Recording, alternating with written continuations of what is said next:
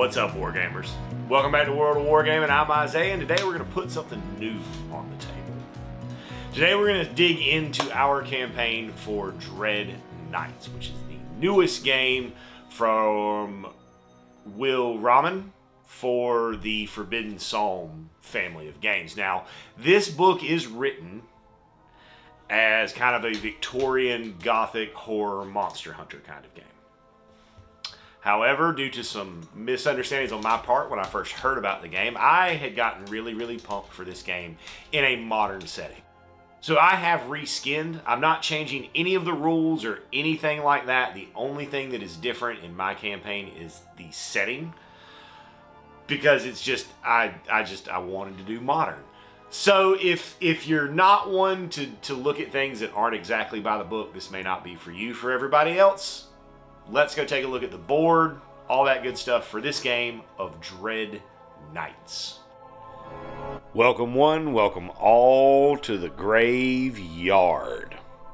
So in the graveyard we have 12 graves, 4 counting the crypt, 3 headstones, and then just like a flower urn, 2 mausoleums, a flower urn, and then another gravestone.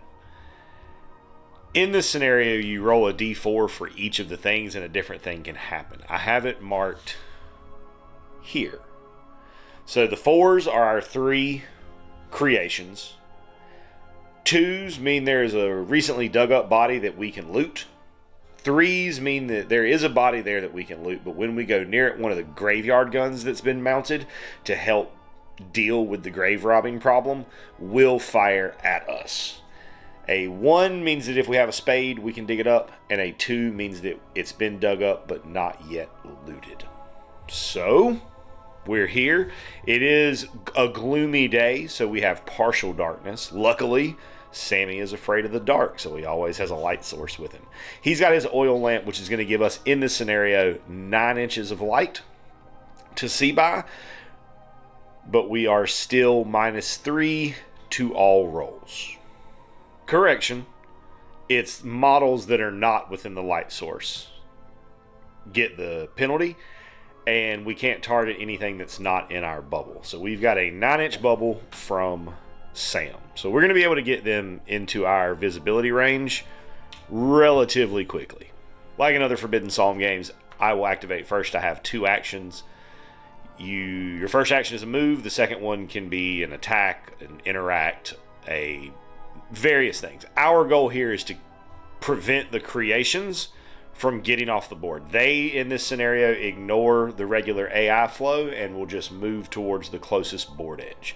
So I've got to try to put a stop to that as quickly as possible so that these people can be laid properly to rest and we can salt the bodies and everything will be fine and hunky-dory. Maybe put some demon traps on it.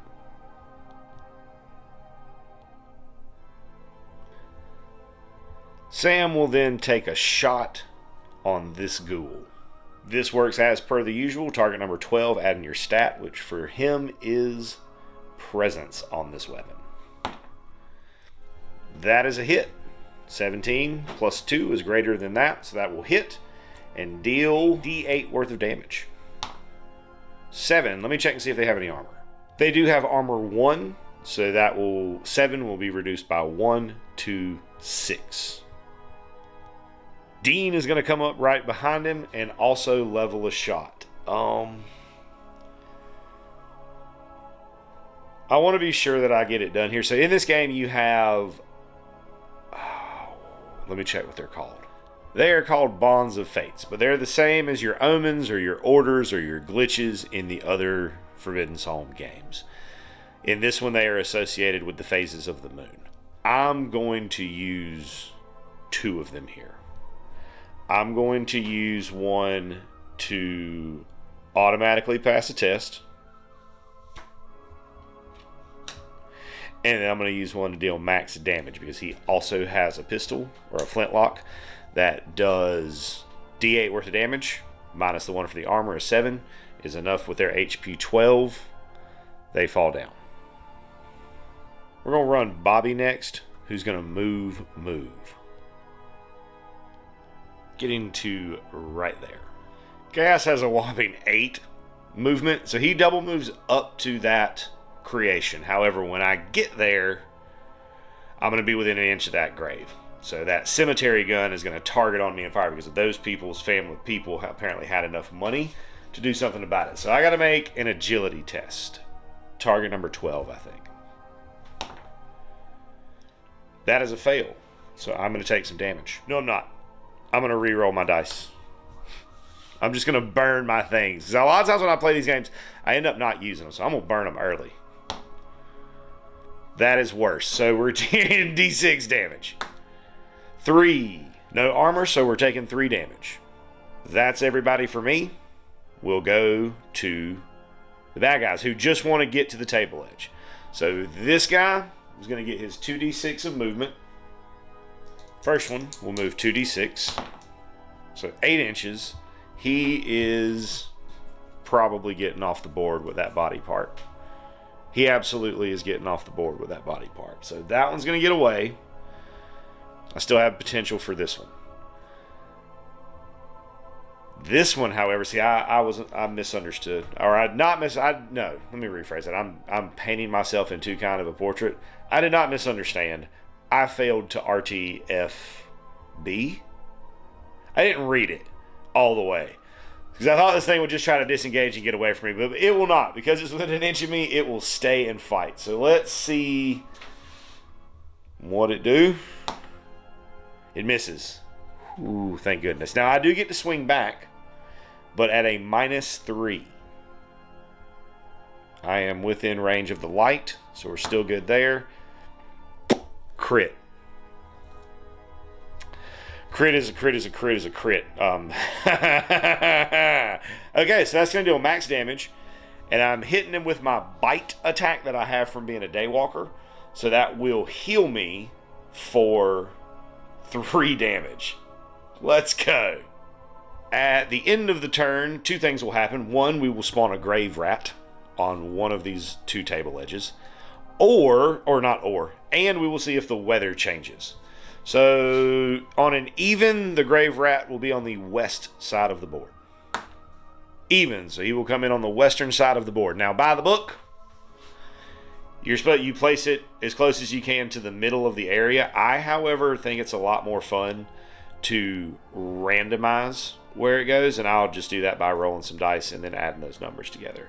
Or maybe I'll just put it in the middle. We'll put it in the middle, I guess. Anyways, that's going to happen, and then we roll a d20, and on a 15 or better, the weather will change. The weather stays the same gloomy, partially lit way that it is right now. It's perfect. Perfect for the setting. Graveyard should be gloomy. We're going to start by pushing Bobby up into the thick of it, taking a swing with his axe. Bobby has +2 strength, looking for a 12. Cancel 1 critical or fumble. Bloop. So that's just a miss. From crit to whiff in just 1 roll. You saw it here. Creation does get to swing back at me. He gonna hit me real hard. So the creation has a damage dice of a d8. 6 minus my armor of 1 for my leather coat is 5 damage on Bobby. Next up for me, I'm gonna have Cass swing his silvered cane sword at the creation. That's going to be a hit with his agility. It does a d8. Yes, it does a d8. Max damage minus their armor of 1 for 7 damage. Sam will move up, and you are allowed to shoot into combat, so we're going to give it a go. It's -3. That is still going to hit even with a -3. Okay, so let's see if we can get a good damage roll. Womp womp. No damage. Okay, it is gloomy. Sam is afraid of the dark. We're gonna come up with Dean. Come up his 6. And also take a shot. And we shoot. And we score. Let's see if it does anything this time. It'll do 1 damage, so technically that is better. Next up will be Ellen, who is going to loot this corpse. Gotta take a difficulty rating 10 presence test first. One of the few times your number is not 12. 18 plus my presence of 2 is a 20, so we will successfully do it. Let's see what we get. 14. Because I have it and because I don't know if I'm going to get another chance to use it, we're going to do this reroll on the treasure loot table. Bond of Fate. 3. 3 is a garlic, which she can't carry, so I assume it'll sit on the ground by her foot until somebody else can pick it up. We will then go to monsters. I'm going to just even or odd this real quick. Even, I got to declare it. So on an even, he's going to attack Bobby. Odd, he will attack Cass. Looking for a 12. That is a miss. Cass gets to swing back, and because there's a friend there, that -3 is negated. But a 3 is still gonna miss. The Grave Rat moves 2d6 towards the closest model that's not the same type as it, which is the creation. And when it gets there, it'll take a swing. So I guess we just got monster on monster violence now. That'll hit. So we'll take D4 damage. So 3 damage. And then it has to pass a toughness to the creature. The creation has to pass a toughness test or be diseased. It passes its toughness test with flying colors on a 60. Creation then swings back. Misses. Okay, so I'm furious with myself for not capturing this on camera. I rolled, our new rat came in here, and then I rolled to see if the weather would change, which it did. I rolled a 20.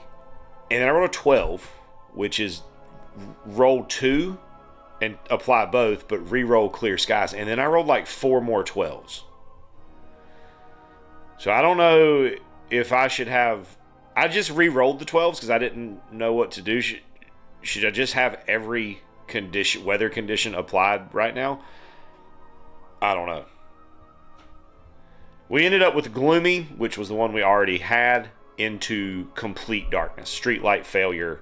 All the lights are out. Moon has gone behind the clouds. Full darkness, so we're reduced to 6 inches of visibility from the lamp, which is still plenty. And we're just going to go in on him. So we're going to go in with Cass first, because he's got better health at the moment. Hits for a D8. 6 minus their armor of 1 is 5 damage. In addition to the 10 damage that they already have on them, that will kill the last ghoul and end the mission immediately. Mission ends either at the end of turn 6 or once all of the ghouls have been slain. So, not pretty, but successful. Let's go to postgame.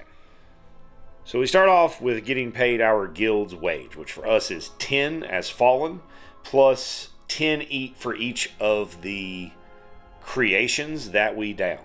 So that's 30 shillings, 30 ducats. No death saves to make, no injuries to make, nothing that I want to sell. We're going to end up netting 4 XP. Not enough to spend, so we're just going to continue on. An event on page 114. So we got a D66 roll. The red one will be my 10s. The pretty one will be my 1s. So 23. Debt collectors. A random crew member suffers -1 agility. Somebody just came and kneecapped me because we owed them money. We can hire new crew members, which I don't need to do. Spend 50 shillings for an HQ upgrade, which I don't have. Reallocate equipment, which I don't need to do. Visit the apothecary, which I don't need to do. And then that's the end of campaign score. That doesn't matter for us yet. So that's going to do it for today. Thanks so much for tuning in and hanging out while I played my first game of Dread Knights. Hope you enjoyed it. Hope I didn't mess up too many things. And I hope you have an absolutely amazing rest of your day.